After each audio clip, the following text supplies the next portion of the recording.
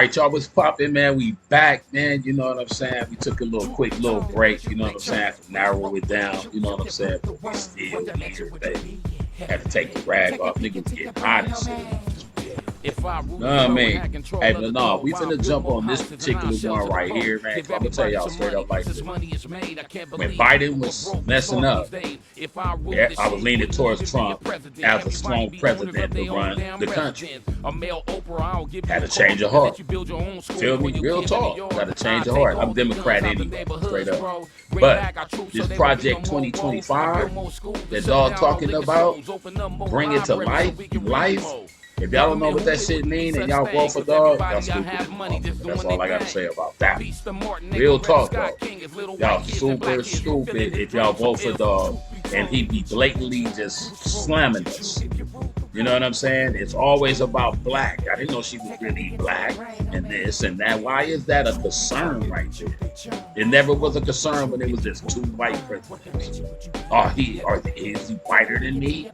Or am I whiter than him? It never was that problem. Indian or Asian. You know what I'm saying? Just scared, man. He's scared to debate a lady. You know what I'm saying? So I'm not voting for dog. So whoever is, I salute y'all. Maybe, you know what I'm saying? We might have to meet on the battlefield. You never know. So the way it's going right now, but I'm gonna vote for the woman because I came from one. You know what I'm saying? She's not a wing. She's very intelligent. I see that. She's more intelligent than him for the simple fact all he talking about is border, race, making America great again. And it's like this. They ask, when was it great? You know what I'm saying? When was it ever great? And then great for who? You know what I'm saying? So y'all got to pay attention to them signs right there. I'm not voting for y'all. If y'all do, I salute you. But we finna get into it, man. And I made my choice already. I already was that. Obama, Michelle should have ran. She should have been vice president. Real talk. That would have been killing her. You know what I'm saying? I don't mind a woman ruling the world because she brought me in it. You know what I mean? Let's go. President Biden had already said that he wants to spend his remaining months in office working on bold reform to the United States Supreme Court. Today, he finally spelled out what that means. He called for 3 specific changes. 1, fix the damage done by the recent court decision that said presidents are free to commit crimes without fear of prosecution. He says that should be undone the only way you can undo something like that, which is with a constitutional amendment. Number 2, he said there should be term limits for Supreme Court justices. They shouldn't serve for life anymore. He said there should be 18-year terms. He said that would have the effect of stopping any single president from reshaping the bench for a generation. And third, he said we should institute a binding code of conduct, an ethics code, so justices would at least need to report things like the lavish vacations they have quietly been accepting from rich people who have an interest in the cases that are before the court. That today was President Biden's very specific 3-part pitch for trying to restore public trust in the Supreme Court. Now, at least one justice, Justice Elena Kagan, has already said yes to part of that in concept, saying there does need to be an enforceable code of ethics. Justices should no longer be allowed to just police themselves, since clearly that is not working. So there's that to start. Writing today at Slate.com, the civil rights attorney and legal scholar Sherilyn Ifill underlined the urgency of this moment. She said, quote, in just the last 3 terms alone, this court has upended longstanding precedents, fundamentally changing the allocation of power between the branches of government, wiping away rights it formerly deemed fundamental, and upending the protections and guarantees upon which tens of millions of Americans had come to rely for decades. Joining us now is Sherilyn Ifill. She's the Vernon E. Jordan Jr. Endowed Chair in Civil Rights at Howard University Law School, and one of my favorite people to talk to about anything, but especially the Supreme Court. Sherilyn, it's really nice to see you. Thank you for being here. Thank you, Rachel. You have been an advocate for a long time that the court needs discipline, effectively, that the court needs reform, that it has behaved in such a way in recent years that rightfully call its legitimacy into question and to the public in a way that's dangerous, given the important role of the court in our society and in our system of government. What do you assess as the sort of the weight, the heft, the potential to meet the moment of these reforms proposed today by President Biden? Well, it's going to be a very steep climb. Obviously, this is not something that can be done by presidential fiat or by executive order. It would require Congress to pass legislation. And that means that obviously this will not happen with this Congress. But if the next Congress is to take it up, it would likely mean you would have to have a majority of Democrats in both the House and the Senate. And that's why talking about this election, it's important to not just talk about the president if you want Supreme Court reform. But it's also a heavy lift because, look, Rachel, it's difficult. It's difficult for me as a litigator to talk about these kinds of reforms and the need for them. But as a civil rights lawyer, as someone who believes in democracy, and as someone who understands the power of this court, not only to hold the line and the rule of law, but also to get us off the track of healthy democracy. The court has done it in the past. And I think we have to take very, very seriously what this court is doing, the track that it's on, and what it could potentially do to our country. It is my sense that the effort around the Trump-Vance candidacy in the Republican Party is in part about trying to get them votes, but it is in a significant part about trying to get the election to be contested in some technical way so that it ends up in the courts for some reason or another. Because I believe Republicans think as long as it gets into the courts, it gets ultimately to the Supreme Court. And no matter what is before the Supreme Court, they would do whatever was necessary to put Donald Trump back in the White House. I say that as a non-lawyer and just an observer of the political processes here and what Republicans have been working on in the lead up to this election. Can I ask if you share those concerns? If you had asked me this question a year ago, I might have hesitated. But after the Supreme Court's decision in the 14th Amendment Section 3 case, in which the court essentially read out of the 14th Amendment the provision that says insurrectionists cannot serve by coming up with this idea that Congress needs to pass some legislation to make that provision of the 14th Amendment effective. The court's decision in the charges brought by the Justice Department against many of the January 6 rioters. And then, of course, finally, the Trump immunity case, the presidential immunity case, which is absolutely mystifying unless you believe what the dissenters, I think, the three women appointed by Democrats have been trying to tell us. And their dissents have grown ever more strident and strong as they have tried to warn us that this court essentially is behaving as though it is in the tank for Trump. It does not matter to me whether they are, in fact, in the tank for Trump. That is how they are behaving. And they are making leaps and bounds. This is the part that it's hard, I think, for non-lawyers to understand, is how the court is violating the rules of litigation, the way we bring cases before the court, who we say can bring cases before the court, how those decisions are made, what kinds of questions are raised by a piece of litigation. The court is making fast and loose with those rules that govern how people like me litigate in the court. And so they are so recklessly determined to get to the outcome that they want in these cases, not that just the Trump case, but the abortion case, the affirmative action case, that they are running roughshod over the rules that we play by. And that's what makes a legal system fair, is if we all have to abide by the same rules. And once you don't have the same rules of the game, you no longer have a legal system of integrity. And so I think at this point, we have to recognize what is in front of us. We may not want to, but we have to. And I'm gratified that President Biden, this has been a long road for him as well, at least has clearly put this issue before the American people. And Vice President Harris has endorsed it as well.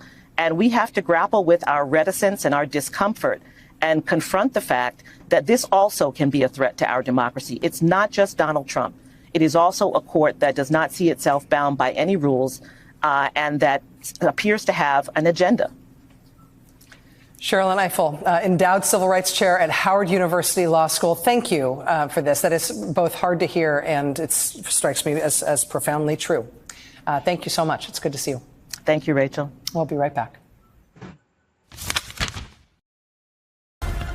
Tonight on The Readout. And again, Christians, get out and vote just this time. You won't have to do it anymore. 4 more years. You know what? It'll be fixed. It'll be fine. You won't have to vote anymore, my beautiful Christians. I love you, Christians. I'm a Christian. I love you. Get out. You got to get out and vote. In 4 years, you don't have to vote again. We'll have it fixed so good you're not going to have to vote. Do you believe if Donald Trump were elected next year that he would try to stay in office beyond a second term? That he would never leave office? There's no question. You think he would try to stay in power forever? Absolutely. The stakes could not be higher. Trump says if he wins, you won't have to vote anymore. Tonight, we are laying out the dangers of Project 2025, the manifesto that would give him that authoritarian power, limit your rights, and force you and your family to change the way you live your life. And we begin this special episode of The Readout tonight with a dire warning for our democracy. Over the next hour, I will lay out the greatest threat to the American democratic experiment in modern times. And it's called Project 2025. With just 99 days till Election Day, and with voting starting a lot sooner than that in some states like Pennsylvania, where early voting begins in September, it is imperative that every American understand what Project 2025 is about and how it would affect every single one of us if it was ever enacted. What's going Tonight down? is just the first of many nights where we will dig into this dangerous plan. And I really want you to listen, learn, take notes, and share it with everyone you know. And if you look on your screen, you'll notice that QR code where you can find our segments on Project 2025 so you can share them. So let's start with the basics. This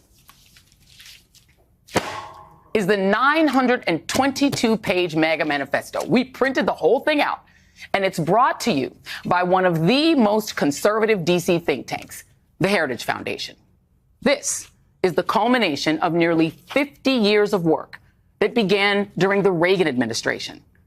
Broadly, according to Heritage President Kevin Roberts, this is a Christian nationalist plan to end what he calls the Great Awakening and, quote, rescue our kids, reclaim our culture, revive our economy, and defeat the anti-American left at home and abroad. This manifesto, which they Now who he talking about though? So anybody black, if y'all vote for dog, you stupid as shit. That's all I gotta say about that. He planned you. That's what it is. Because I was leaning toward dog, but then again, I didn't have to vote for nobody. But I'm voting for the woman. call a book is a specific roadmap on how to accomplish that by giving a Republican president unprecedented power.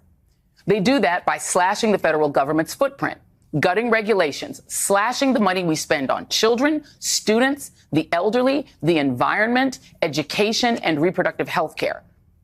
Every single chapter describes in excruciating detail how to reorder our society by dismantling federal agencies and limiting the federal government's ability to help protect you, the American people, from predatory businesses, excessive taxes, poisoned air and water, you name it. Lately, former President Donald Trump and his campaign, fearful of how unpopular Project 2025 is, have claimed they have nothing to do with it.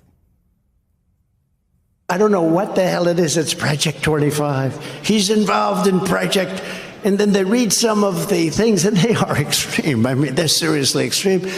But I don't know anything about it. I don't want to know anything about it. Yeah, but that's not the complete picture. Here is Trump promoting the Heritage Foundation and their little project just 2 years ago. Heritage does such an incredible job. They're going to lay the groundwork and detailed plans for exactly what our movement will do and what your movement will do when the American people give us a colossal mandate to save America. And that's coming. That's coming. Here's the other truth.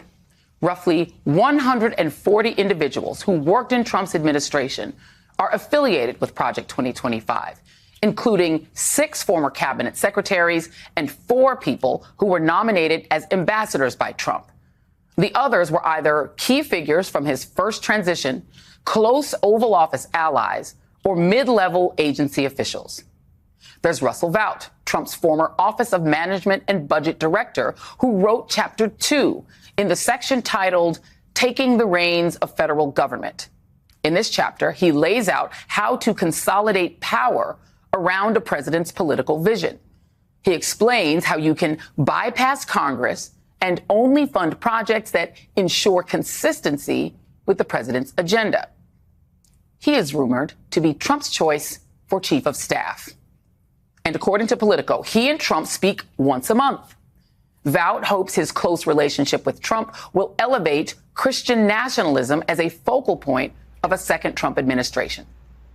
Then there's Roger Severino, a former Trump administration DOJ official who wrote Chapter 14 about the Department of Health and Human Services and how to restrict abortion access across the country. See, J.D. Vance already made me not want to vote for Doug as a vice president. He already wrong. He already whack right now. I'm telling you. Y'all finna, man. Hey, I hope she win, though. Straight up, though. It could be different. You know what I mean? She more hip than Doug. She like our type of music, country music, blues, woo, whatever it is. You know what I'm saying? I'm telling you, man, it's going to be a different, man. Y'all better vote wisely, though. See, y'all voting out of rage just for Dog because of what he stand for. So those that actually voting for him, are you voting for him because of what he going to do for all the Americans or that Project 2025 American agenda? See, so that means that y'all on his side. That means that y'all are trying to transport us somewhere to where, nigga, we was born here. Y'all better get y'all pistols out. Marino is a dogmatic anti-abortion militant who strongly believes that an America that allows abortion cannot survive.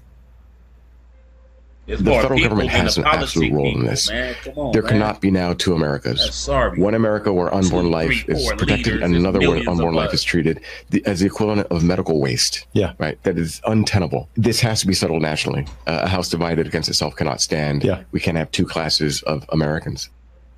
In Project 2025, he advocates for using the regulatory powers of the Department of Health and Human Services, the Food and Drug Administration, and the Department of Justice and the National Institutes of Health to end access to mifepristone, prohibit stem cell research, and create, quote, pro-life task force in the White House. There's also Richard Hanania, who helped contribute to Project 2025. Now, he's not a recognizable name, but he's a popular conservative activist with fans like J.D. Vance, Peter Thiel, and Elon Musk, who just so happens to be a noted racist and sexist. The Huffington Post reported that Hanania used a fake pen name to write articles and social media posts that expressed support for eugenics and forced sterilization of, quote, low IQ people, whom he argued were most often black. And he dreamed about a white awakening, which is when whites en masse realize that they are superior to non-whites and that they'd be better off abandoning multiracial democracy for something resembling a whites-only ethno-state. While those guys are cooking up plans for how the government would work and who it would work for, John McEntee, Trump's former body man and former director of his presidential personnel office, is working with Project 2025 to build the enforcement army. He is currently a senior advisor at Project 2025 with the single task of creating a resume database of dedicated MAGA warriors to staff up every agency. Well, the ones that they don't shutter completely, like the Department of Education, on day one. Here's what McEntee wrote when he took the job. Quote, the presidential personnel database will be of extraordinary value for the 47th president because we are doing a lot of the incoming administration's most important work ahead of time, unquote. Then there is Trump's running mate, Senator J.D. Vance, a self-described radicalized Republican who is a champion of Kevin Roberts and his plan to turn the Heritage Foundation into the de facto institutional home of Trumpism. Here you see Vance and Roberts together on a panel last year at an event hosted by the Intercollegiate Institute, which is a conservative organization for college students. This particular discussion was about regime change and the future of liberalism. Guess what else? Kevin Roberts has a book coming out in September, and J.D. Vance wrote the foreword to that book in which he praises Roberts' vision for America. He also wrote, we are now all realizing that it's time to circle the wagons and load the muskets. In the fights that lay ahead, these ideas are an essential weapon. Vance's current political ideology lines up pretty succinctly with that of Project 2025. And his backing of Kevin Roberts, along with his frequent appearances on Tucker Carlson's talk show, might explain why he is on the Trump ticket. This clip from his Senate campaign run might also have helped too. I think that what Trump should do, like if I was giving him one piece of advice, fire every single mid-level bureaucrat, every civil servant in the administrative state, replace them with our people. Yeah, I mean, I think we got to do the hard work of institution building. And again, I've got friends who are working on this very problem right now, such that if there is a Trump administration round 2 or a DeSantis or a Hawley administration, that we actually have the bureaucracy in place so that that person can govern effectively and not be constantly undercut. Trump, Vance, future staffers, future administration officials, and all of his former employees support parts or all of Project 2025. Do we really think that they would not implement these ideas if given the chance?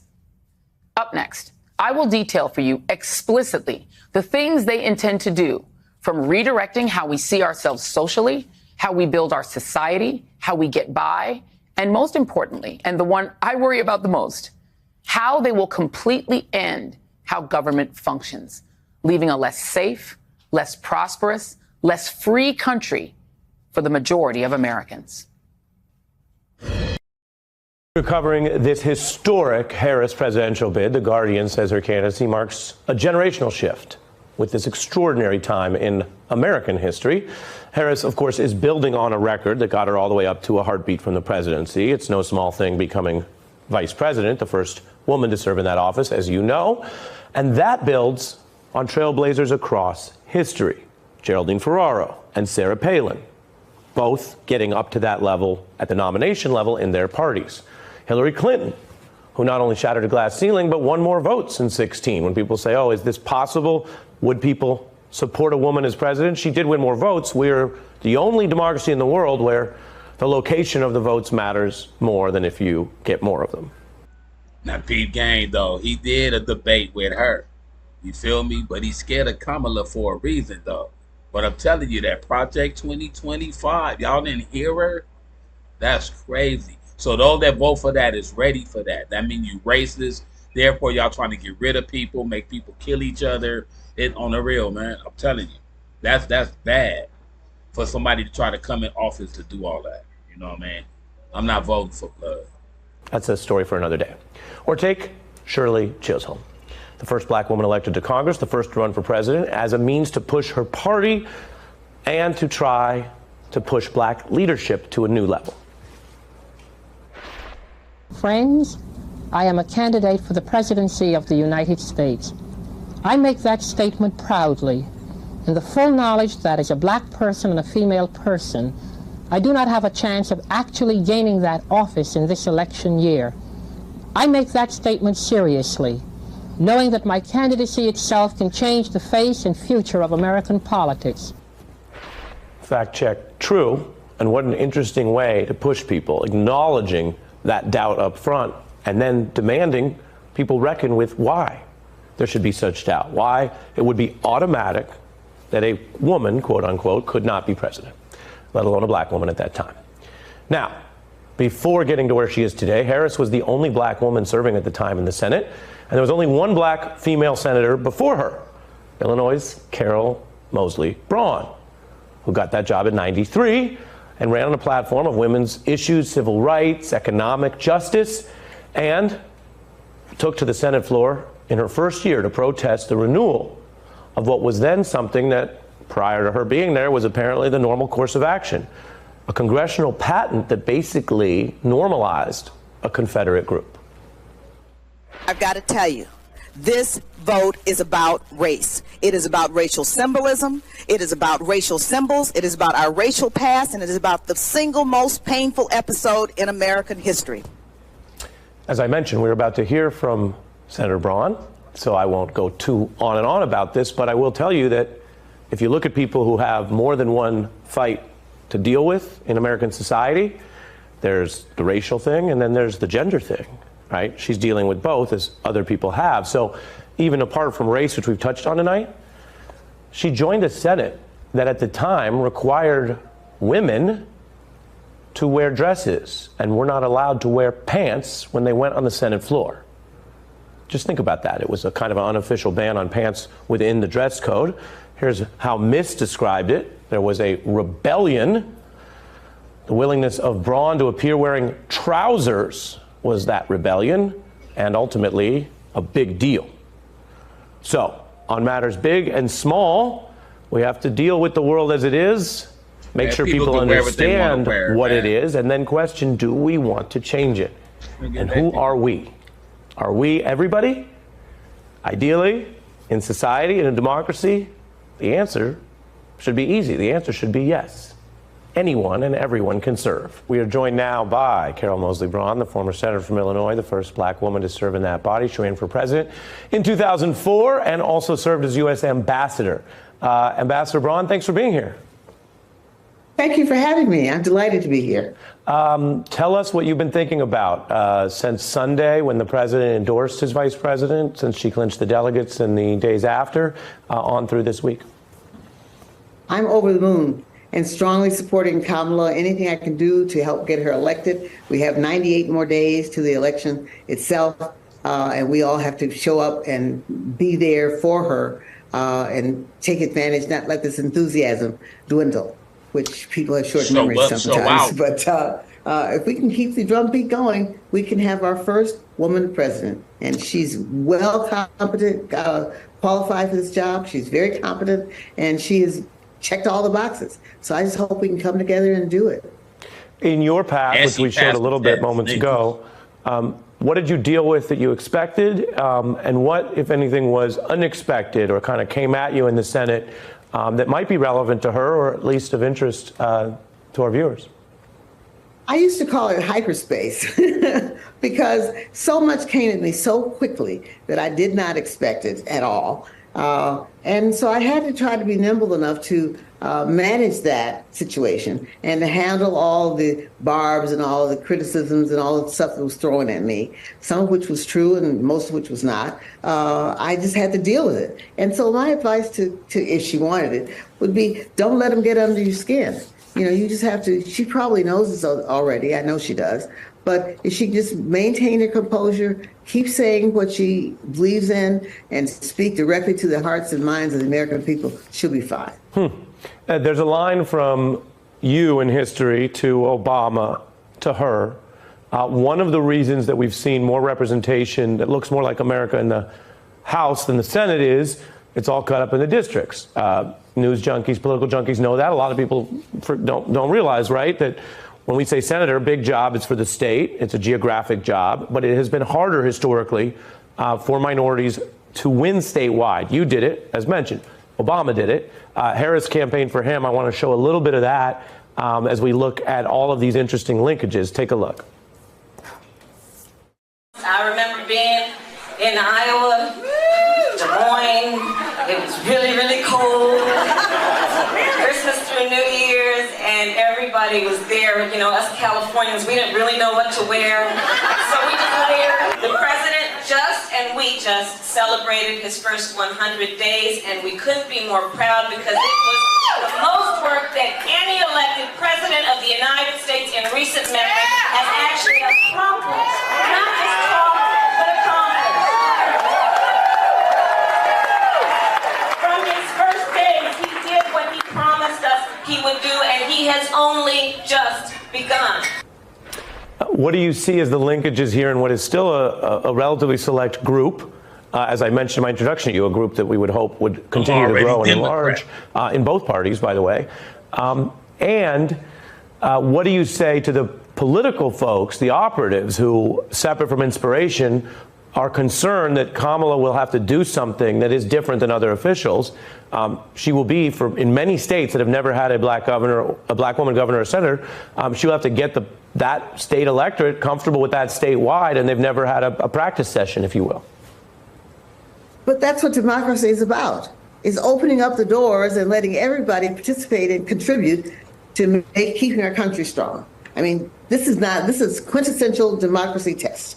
And she is up to it because she's already shown that she can do the job. She's already shown that she knows how government should work and that she's on the side of the people.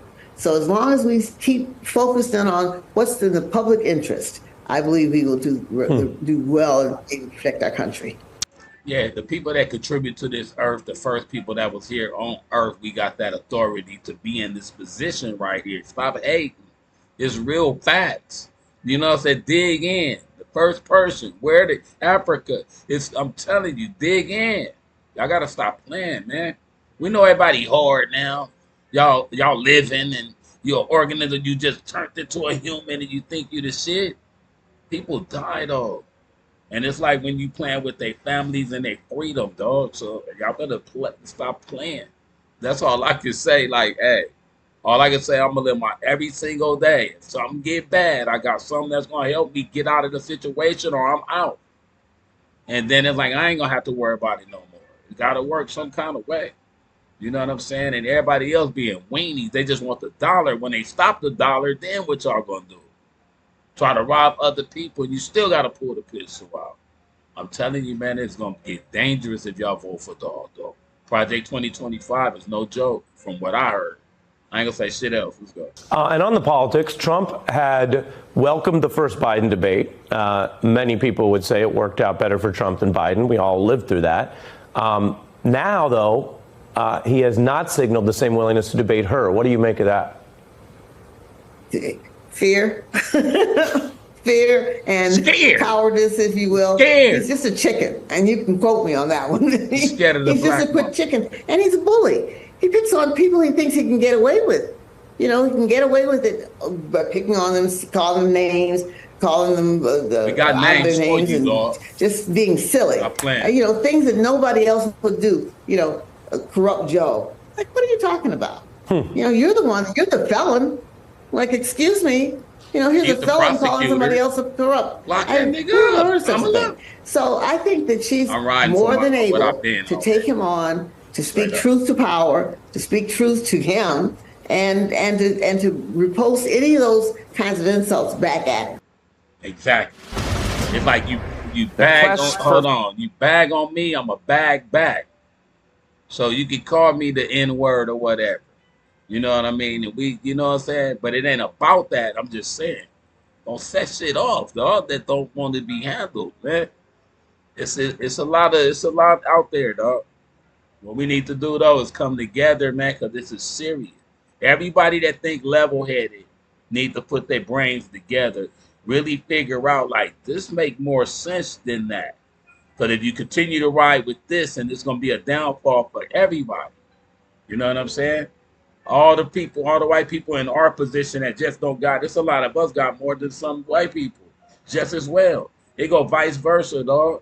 So it's going to be all the ones down on earth to fend for themselves while all the rich just do what they do and go. Ship you here, ship you there. That's what that's about. So if y'all don't want that to happen, y'all better vote for Kamala. Obama went 2 terms. Everything was smooth.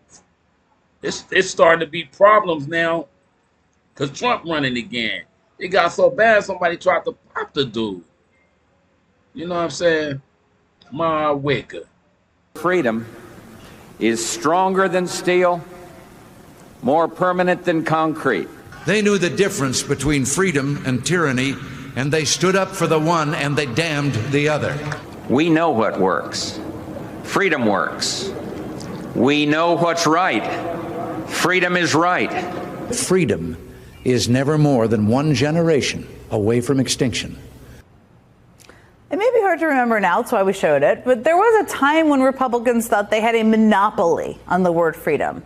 But now, as the MAGA version of that party rifles through libraries to find books they can ban and rips abortion rights away from American women, as they did just today in Iowa, Democrats have a real opening to make the case that actually they are the party of freedom.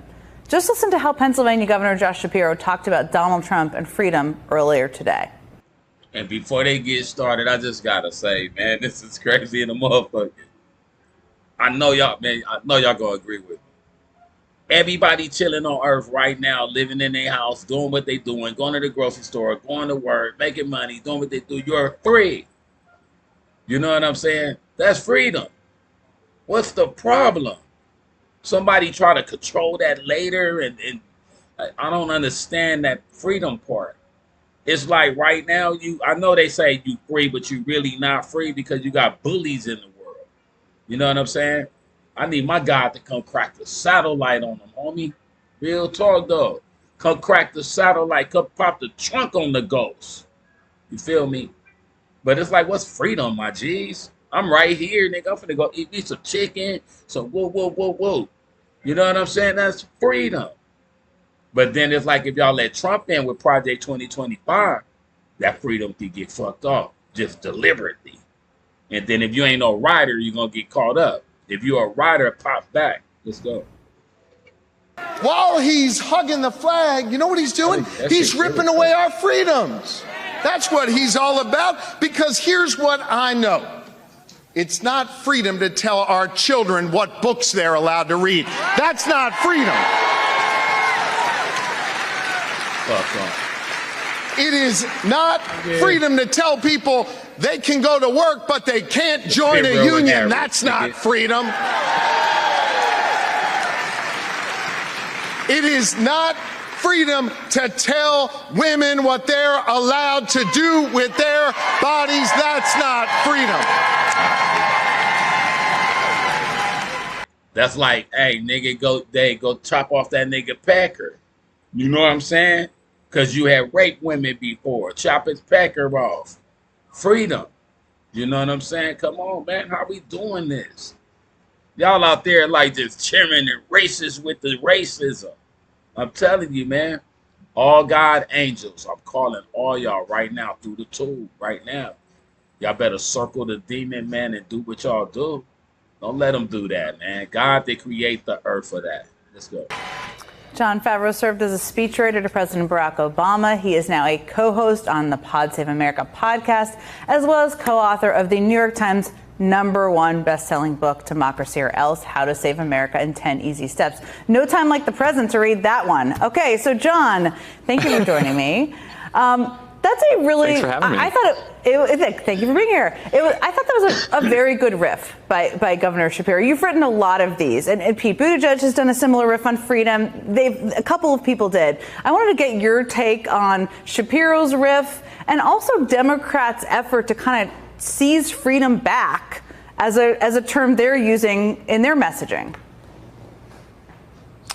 Well, you remember you and I were at the 2004 convention with our old boss, Barack Obama, who was then not our boss, but gave that very famous speech at that convention. And I think the reason people still remember that speech, which was now 20 years ago, is that what he did there was he tried to reclaim patriotism.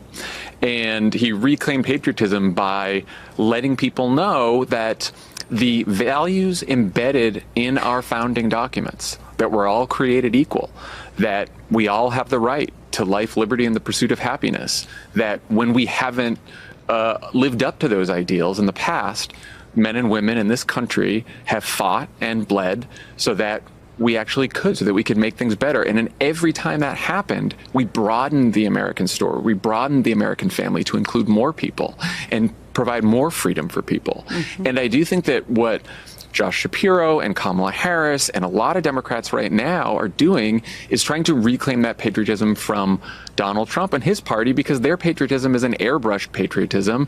And Donald Trump, as Josh Shapiro has pointed out, likes to talk down America all the time. And I do think like making that context is really important, especially since Trump and the Republicans have embraced ideas that are so far outside the mainstream and so extreme.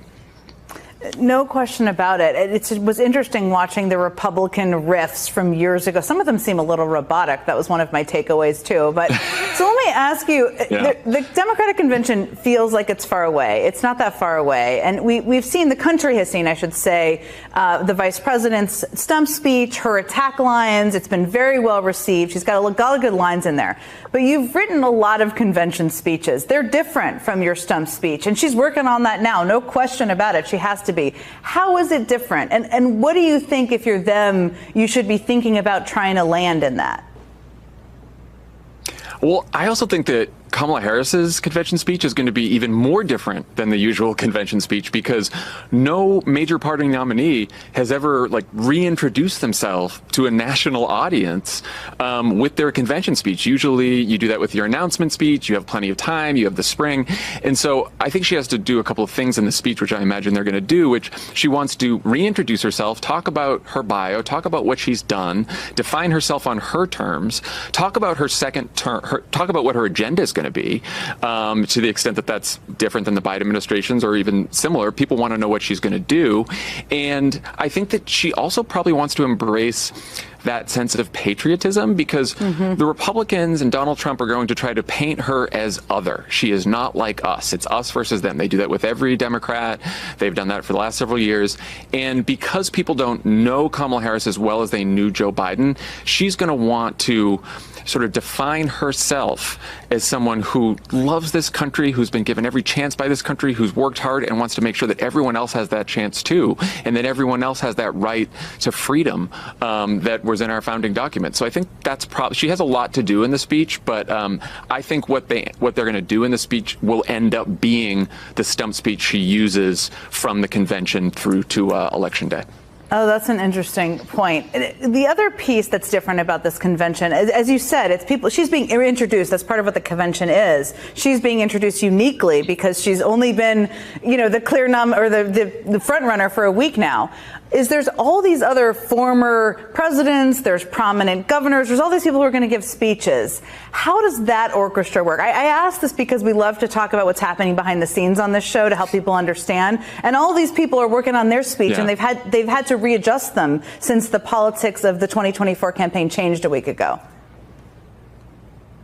Yeah, I mean, look, each speaker, especially the primetime speakers, are going to want to credential Kamala Harris, talk about how they know her, what they know about her, what they know about her values, what she's done, what she will do.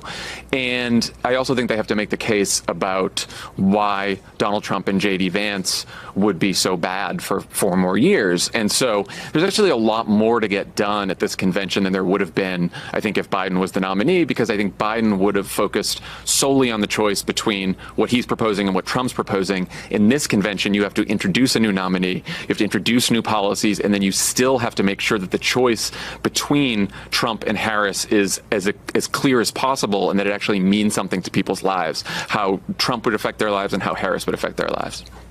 We only have a few seconds left, and you may not have one person. You can name more than one. Do you have a vice presidential running mate choice? I don't have a choice. I mean, I'm as waltz-pilled as anyone else, but I also think Josh Shapiro would be fantastic. I think Mark Kelly would be fantastic. Any of those 3 to me, I'd be pretty excited about. Your top 3. In the spirit of the Olympics, they all get a medal. Jon Favreau, thank you as always for joining me. Everyone go buy his book if you're inspired right now. Really appreciate it. I've got one more thing to tell you about before we go today. We're back after a very quick break. And we've been talking for a long time, you and I, back when you were in the Texas State House, where you were fighting injustice. And now we've got this campaign, this Trump campaign that's running. It's got its own Bible behind it. It's got the Project 2025. And it's a recipe for undoing some of those civil rights, whether it be abortion, whether it be voting rights. It's all in this book. Yeah. Democrats have something to completely fight against right now. Yeah. Yeah, literally the way that I phrase it is that they're playing in our faces. And so it's on us to make sure that we read up. This isn't about us out there just spewing, the typical kind of campaign rhetoric. We have serious threats that we're facing, threats that they've already started to put into place. What most people don't realize is that the Heritage Foundation has been working on this for decades. Yep. And so when I served in the State House, when we were looking at the vigilante bill that they brought as it relates to reproductive access in the state of Texas, that was a Heritage Foundation bill. They made sure that they sent that same bill to Florida. They have sent it all over the country. So when we see these 6-week bans, it actually comes out of their think tank. All of the CRT nonsense that we were getting when everybody, as a Democrat, was like, we don't teach CRT, right? And we were having to educate people. We were trying to tell them what is and what isn't CRT, instead of just saying, listen, the Heritage Foundation has decided that they are trying to delete Black folk from history, and that's what this is about. They tried to dress it up and call it something else, but they were the ones that pushed that bill. So we know that this has actually been underway. They now have just had the audacity to laud it to the extent that they have laid it out in almost 1,000 pages so that they could hand it out to their sycophants. And the problem is that the cultists that are following Trump, they don't really care what's in anything if they're actually going to pick up a book and read. All they care about is that their cult leader is going to be back in office. But for the rest of us, we got some warning to do. We've got some warning to do. So here's the thing. On one hand, there's this, right? There's this existential threat to democracy that you and I spend a lot of time talking about.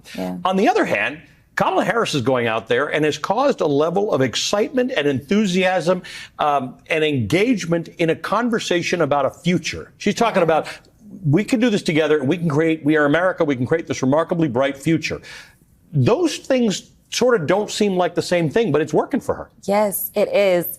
I tell everyone that the word of the week has been hopeful. That was for last week, because that is the word that people kept saying. And the last time we talked about hope was back in 2008. And so we're seeing that same level of kind of groundswell where people are organically coming together. As it was mentioned, as Rachel was just talking about, is just the different calls. I was so sad that I couldn't be on the white dude call because I wanted to see what all was going on. But I am excited, but we've got to carry this for 100 days. It can't just be that we got excited for the first 7 or 8 days.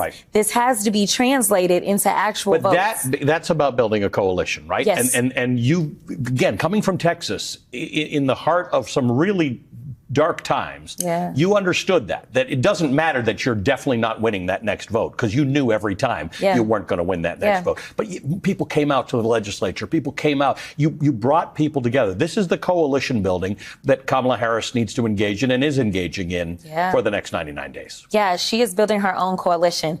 It's kind of like what we saw with Barack Obama, where it wasn't necessarily just the traditional. He was going and grabbing people that had never been engaged in politics. And some of them checked out after they voted that one time or maybe the 2 times.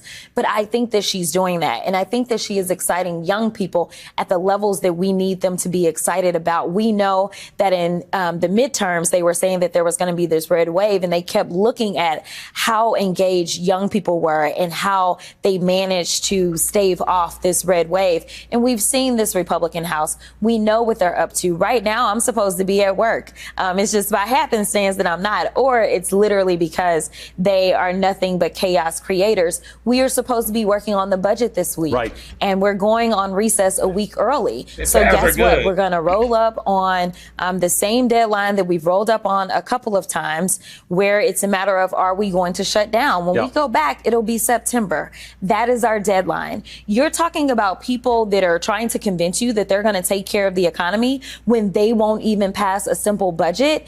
That is insane. And we recently heard, you played the clip of Trump and him talking about basically how he's going to just never leave office. He tried to do it last time, if those people want to remember January 6th. But he's also talking in a week in which specifically Black Americans are looking at what happened to Sonia Massey. He's out there and he's talking about how, yes, I want to make sure that all police officers have the immunity. Freedom to do. Yes, he said it this week. He said that. So when they shot that woman straight in the head in her home, when she called them for help. Like, this is a problem in America. And for those that don't know, yes, we have tried to get the George Floyd and Policing Act passed, and it's passed the House, but we couldn't get it past the Senate. But even despite that, what President Biden did was executive orders. Whatever he could do to get portions of that bill done, he has done it. It's kind of like student loan forgiveness. Whatever he could do, despite what the Supreme Court has done, he's been able to relieve $174 billion worth of student loan debt. That is absolutely changing people's lives. And I've talked to people who have said, I think the highest number that I've gotten is that someone had $270 $270,000 that was relieved. Can you imagine getting $270,000 off your back? It is presenting opportunities to build that generational wealth. And so while I know that nothing is perfect in this country and there's definitely not a perfect party, I can tell you that there's one party that is trying to move us forward and there's another one that is consistently trying to drag us back. I think that that's why it's so important that President Biden showed up today in Austin, Texas, so that we can be reminded of the rich history that he has. And it was so amazing because he had Ambassador Andrew Young there, his connections to the civil rights movement. Now, you ask Trump about his history, and you've got to go back to the Central Park Five, or you've got to go back to the fact that he and his dad were wanting to keep black folk from having the ability to have housing.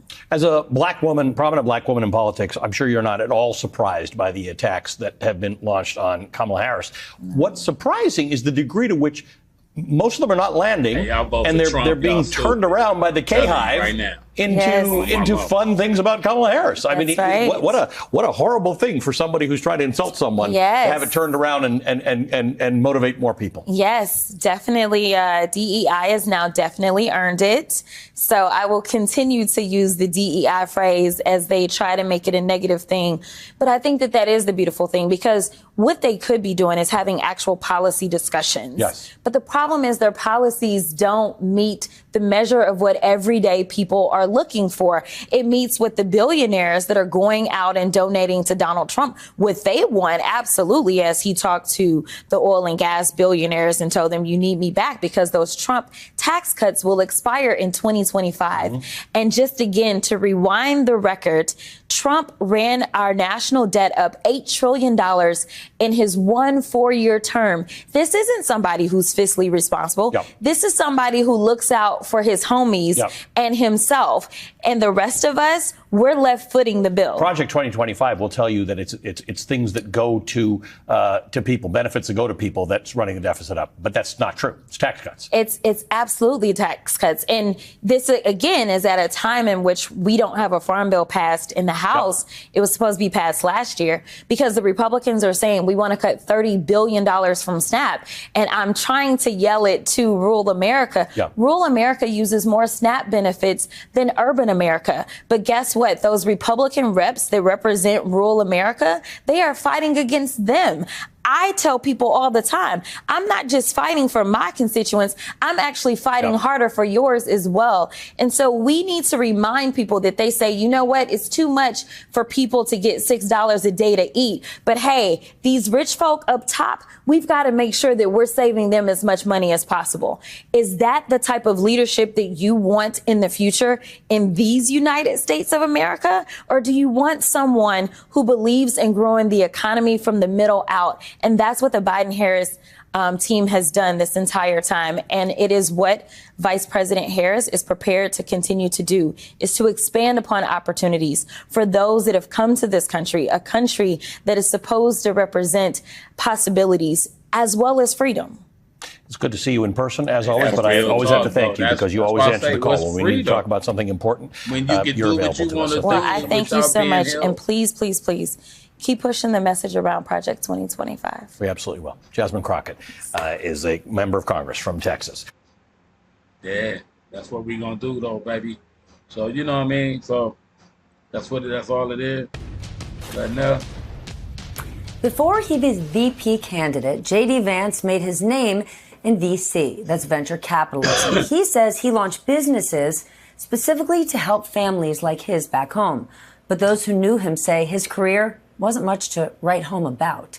Vance spent less than 5 years as a venture capitalist in Silicon Valley, moving between 3 different firms and pouring money into one big investment, a company that went bankrupt. In an interview with the Wall Street Journal, one former colleague who worked with Vance during his stint at a firm owned by Peter Thiel, his big political backer, claims they never even saw Vance in the office. But he has leaned into this part of his bio on the campaign trail, the successful venture capitalist. And tonight he returned to Silicon Valley for a fundraiser at the private home of a cryptocurrency executive. Joining me now to discuss, Teddy Schleifer, who covers campaign finance for the New York Times, and Brian Schwartz, CNBC political finance reporter. Brian, here's the thing. less than 5 years, not even as a venture capitalist, just working in the industry, okay? He did not have some big baller VC career we're talking about.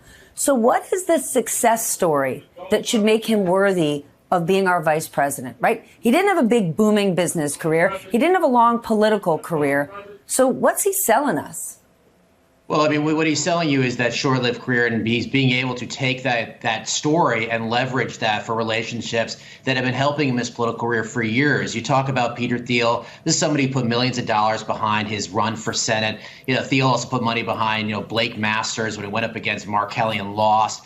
But, J.D. Vance was his guy and continues to be his guy in a way. And so how many years he's been doing this, and I know that I've read the Journal story, and how, I think I mentioned, as you said, that, somebody who talked to the Journal said he didn't even see Vance in the office and when he worked at the firm that Thiel founded. I mean, so, at the end of the day, however long he was there, how little time he might have been working, how much time he was working as a venture capitalist, he's been able to leverage those relationships. And I think that's also the reason why he's in Silicon Valley tonight, Stephanie.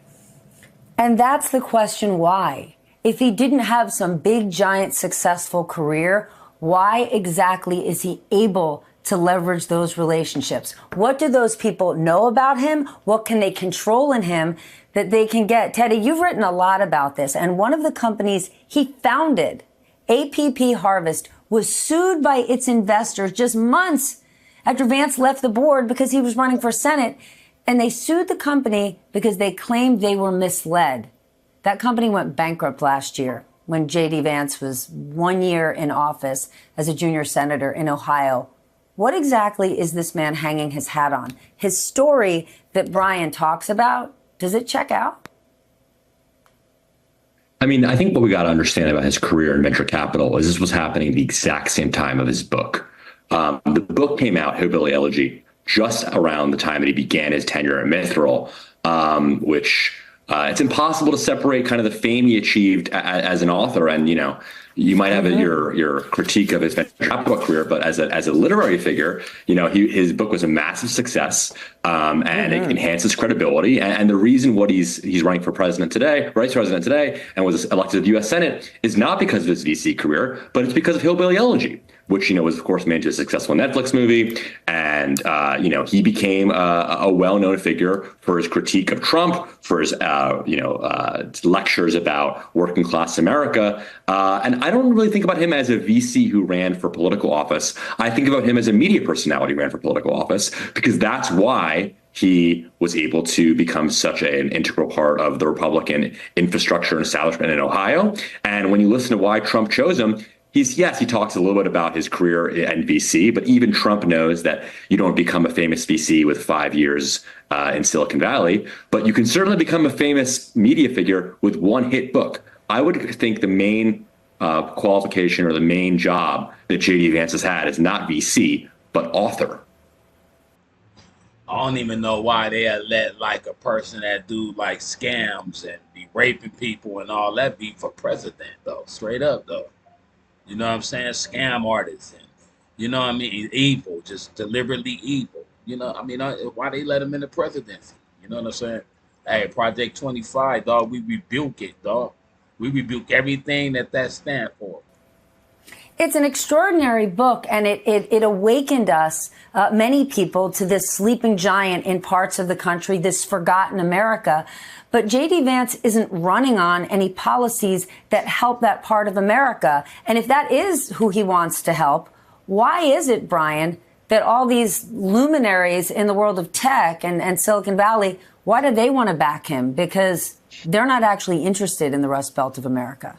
Well, because they're telling Trump and Vance are saying some of the things they all want to hear, right? When I listened back to Donald Trump's speech, for instance, at the Nashville Bitcoin conference. I know we're talking about tech here, but the same jam. And basically, the things that Trump touched on were firing Gary Gensler when he becomes president, putting together this, Bitcoin set of experts to guide policy. this is, all the things that some people who own crypto, especially executives who invest in the crypto space, have been wanting to hear for years, since Joe Biden became president, since Gary Gensler became the chair of the SEC. Now, I don't know if that message is resonating with everybody. I still think there are some people in the tech world and the crypto space who are very much open to listening and hearing out the Vice President Harris. But it certainly is resonating with enough people that when you watch back that speech that Trump had in Nashville, there was a standing ovation for certain parts of that, particularly the part where he took aim at Gensler directly. So I think what they're doing here is they're just saying some of the things that some of these folks have just wanted to hear, frankly, at the end of the day, whether or not Trump and J.D. Vance go ahead with any of these policy proposals, if they get into the White House again, remains to be clear, to be quite frank. And you've got to wonder what JD's ideology is going to be, because people who don't like Gary Gensler detest Lena Khan. And while he has been a senator, J.D. Vance has been a huge supporter of what she has done. Teddy, but not everybody, because I want to be clear, not everybody in the world of tech and in the VC world is backing Trump and J.D. Vance. We're actually seeing sort of political brawls within Silicon Valley kind of spill out into public view. Just the other day, I interviewed Reid Hoffman, co-founder of LinkedIn, who is backing Kamala Harris in a big, big way, and with the likes of Ron Conway and others pulling a big coalition together to do the same. It's where Kamala Harris is from. Tell us what's happening here. Mm-hmm. Sure. I think people, right. I think people got to understand the culture of Silicon Valley and how rare this is. A lot of these people went to college together. They were in each other's weddings. They're all about the same age. Lots of them are white men, which we should note. I mean, these are a group of people who became billionaires together. Isn't that sweet? And now over the last, I would say really beginning around the time of COVID, but it feels like especially so now during the Trump presidency, during the Trump reelection campaign, we're seeing these friends have these beefs. And, look, people have strongly held political beliefs about the world and about issues like abortion or issues like AI. And, people are entitled to their own beliefs. But you've seen people like Elon Musk go after Reid Hoffman's ties to Jeffrey Epstein. You've seen David Sachs call other people idiots. And these aren't just like random people they know on the internet. These are folks who they would have called their friends a couple years ago. And look, politics is at a fever pitch, and to some extent, we're just seeing the billionaire version of kind of the way that all of our friendships have been transformed by politics over the last couple of years. But as someone who's been in Silicon Valley was in Silicon Valley for 7 years, it's remarkable to see just these fissures between people who were in each other's weddings. Just because you're rich doesn't mean you're decent. Teddy, Brian, thank you both for being here. Hey, no, on the real. Hey, on the real though, that's because you rich. Don't try to belittle other people. You know what I'm saying? You ain't got to give them shit, but then you ain't got to try to take them off the earth and do little evil shit like that. That's crazy right there, though. They evil agendas is not good for what Earth was put here for, man. That's real sad and crazy right there, though. Being free is like what the fuck all of us is doing right now. That's being free. You know what I'm saying? But like I said, though, God still gave me the brain to really understand. If anything come my way seem like it's strange, I'm going to do what anybody is. Put it like that. The popo, they'll shoot somebody just for charging them with a knife. So I'm going to be real scared like that. You know what I'm saying? I'm up out of here, though, man. I'm telling you, man, I ain't voting for Trump, though. I'm not. So, y'all can, though, and it ain't going to make me not love y'all straight up. I want to really be free. You know what I'm saying? So, that means y'all riding with his agenda. That's why I wasn't riding with Biden, because of what Biden is standing for. Kamala gonna do different, and it's for everybody. But no, we'll see what's up though, man. And then shit. And we can't make it down here. I see all y'all at the crossroad. You know what I'm saying? 'Cause when you go, you go. We up out of here, baby. Hit!